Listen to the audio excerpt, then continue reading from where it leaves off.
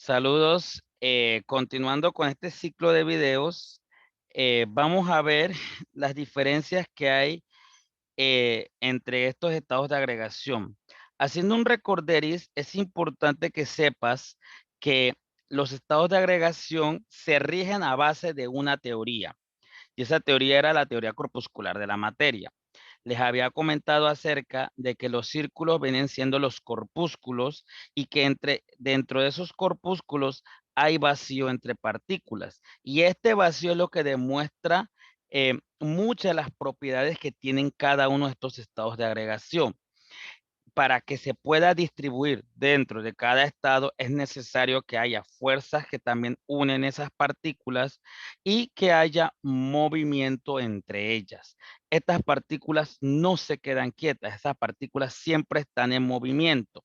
Y sobre todo, estas partículas, estos estados de agregación también se cambian por alteración de la temperatura. Pero también es importante aclarar que no necesariamente la temperatura también influye en los estados de agregación, sino también la presión. Ahora, primero que todo, ya que valoramos acerca de las partículas, ahora pensemos en, en lo que va a representar el conocimiento de los estados de agregación. Empecemos con el estado gaseoso. Ya vemos la distribución de sus partículas. Ellos se caracterizan por no tener un volumen ni forma propia, se expanden por todo el volumen, es un fluido, o sea que puede ir manifestar, o sea, puede transportarse de un lugar a otro. Sobre todo el gas se transporta mucho más fácil y sobre todo son muy compresibles, o sea que usted lo puede comprimir.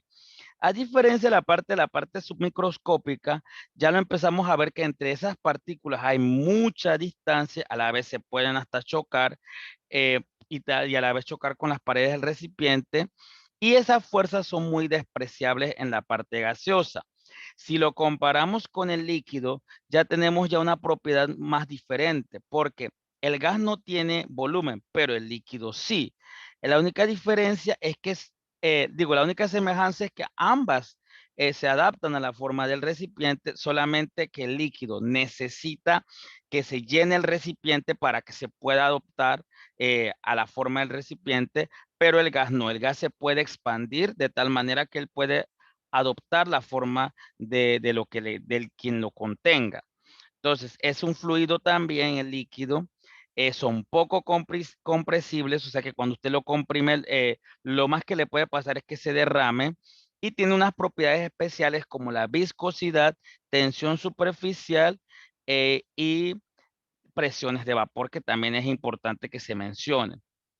En esta diferencia en la parte líquida es que la distancia entre las partículas está mucho más reducida y ya la atracción es una fuerza que es importante para la formación del líquido, y el movimiento entre las partículas es mucho menor en comparación con el sólido.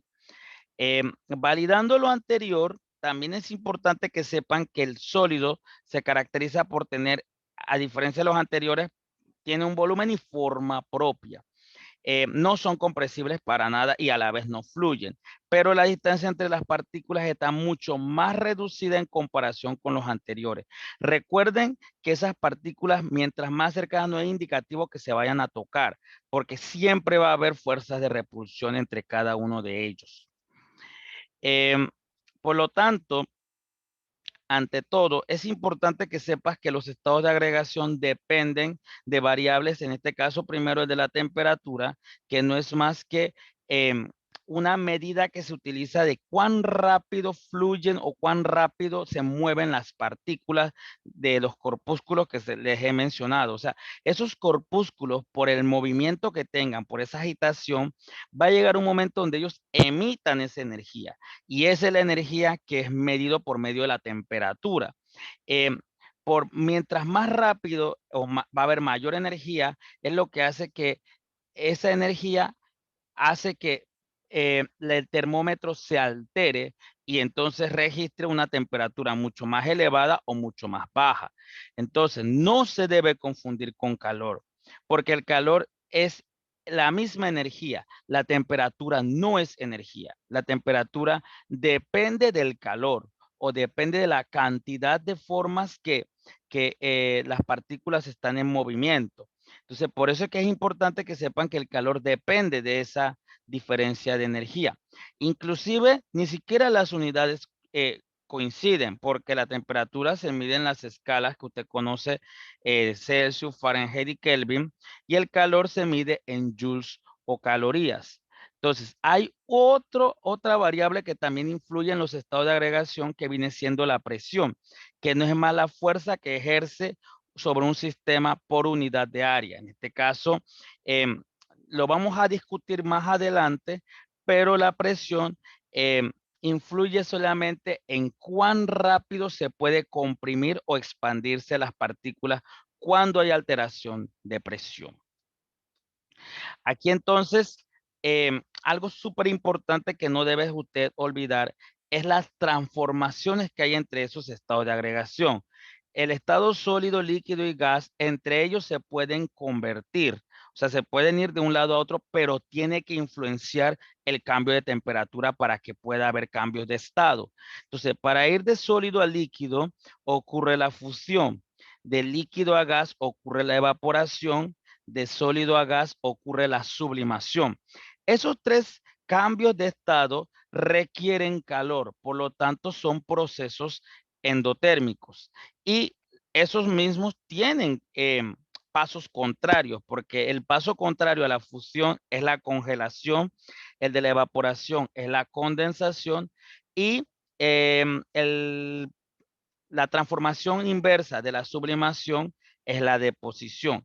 Esos tres cambios de estado, ellos no necesitan calor, sino que ellos liberan calor para que se puedan efectuar.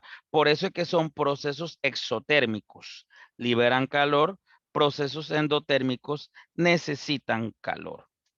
Y la distribución de las partículas lo podemos ver desde el punto de vista de la teoría cinética corpuscular. Vemos aquí el movimiento mucho más rápido que hay en el estado gaseoso.